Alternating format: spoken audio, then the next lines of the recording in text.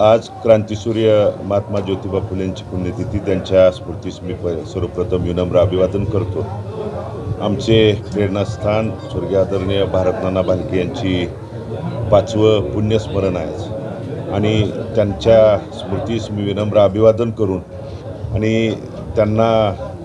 विनम्र अभिवादन करत असताना हा तीर्थक्षेत्र विकास आघाडीचा पंढरपूर शहरासाठी नगरपालिकेच्या इलेक्शनसाठी त्यांना स्मरून हा तीर्थक्षेत्र विकास आघाडीचा वचननामा जे येणाऱ्या 5 वर्षाच्या काळात तीर्थक्षेत्र विकास आघाडीच्या नगराध्यक्ष पदाच्या आणि नगरसेवक पदाच्या उमेदवाराला आशीर्वाद दिल्यानंतर ते शहरात कशा पद्धतीनं काम करू शकणार आहेत, कशा पद्धतीनं करणार आहेत, हा वचननामा आज नानांच्या पुण्यतिथीच्या निमित्तानं त्यांना स्मरून आम्ही त्या ठिकाणी आज नगराध्यक्ष पदाच्या उमेदवार यांनी सांगितलेलं आहे आणि ते पूर्ण करण्यासाठी आम्ही सर्व आदरणीय अनिलदादा असतील, साईनाथ भाऊ असतील, दिलीप बापू असतील, आमदार राजाभाऊ खरे असतील, नागेश काका भोसले असतील, सर्व परिवारातील सर्व मान्यवर नेते मंडळी त्या ठिकाणी कटिबद्ध आहे आणि हे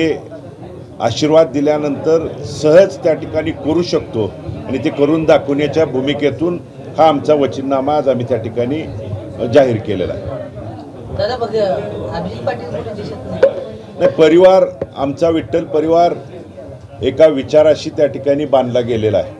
आणि आपण परिवार आम्ही त्या ठिकाणी एकत्रित आल्यानंतर कशा पद्धतीनेच्या राजकीय घडामोडी झाल्या, दबाव तंत्राचं सत्तेचा वापर करून कशा पद्धतीनं दमदाटी करण्याचा प्रकार झाला, पण आमचा परिवार मी पहिल्यांदाच सांगितलं की विठ्ठल परिवार हा स्वाभिमानी आहे आणि आमचा स्वाभिमान पायदळी तोडवण्याचा अधिकार कुणालाही नाही आणि त्यामुळं आम्ही परिवारात दबावाखाली जरी ते बाजूला असले तरी परिवाराची आमच्या विचारधारा एक आहे आणि येणाऱ्या 2 तारखेला निवडणुकीतून 3 तारखेला निकालातून परिवार एकसंघ आहे त्या ठिकाणी दिसून येईल। सर्व आज पक्षाच्या चौकटीच्या बाहेर जाऊन दबाव तंत्राचा वापर केल्यामुळं काही नेते मंडळींचा त्या ठिकाणी वेगवेगळ्या माध्यमातून दबाव, दमदाटी, संस्थेवरती कारवाई करू अशा पद्धतीचे जे त्या ठिकाणी दबाव चालू आहे, पण इथली आमची नागरिक असतील, परिवारातली जनता सुज्ञ आहे, ती येणाऱ्या 3 तारखेला निकालातून तुम्ही त्या ठिकाणी लोकशाहीला हुकुमशाही प्रवृत्ती जर दबावाखाली आणत असेल तर महामानव डॉक्टर बाबासाहेब आंबेडकरांनी घटनेतला दिलेला अधिकार वापरून या दबावाला कायमस्वरूपीचा हद्दपार त्या ठिकाणी करतील। राज्यातल्या काही मोठ्या शक्ती सुद्धा अदृश्यपणे आपल्या पाठीशी आहेत अशी चर्चा चालू आहे। नाही, या लढाईमध्ये आमची लढाई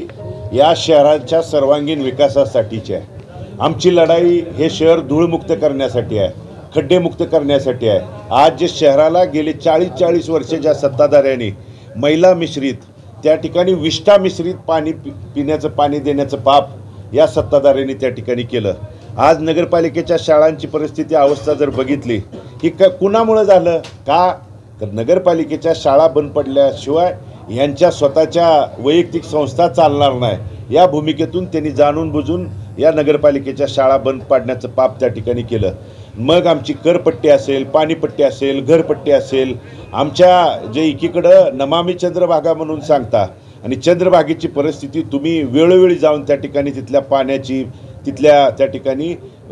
चंद्रभागेची परिस्थिती बघितलेली आहे आणि म्हणून आमचा लढा हे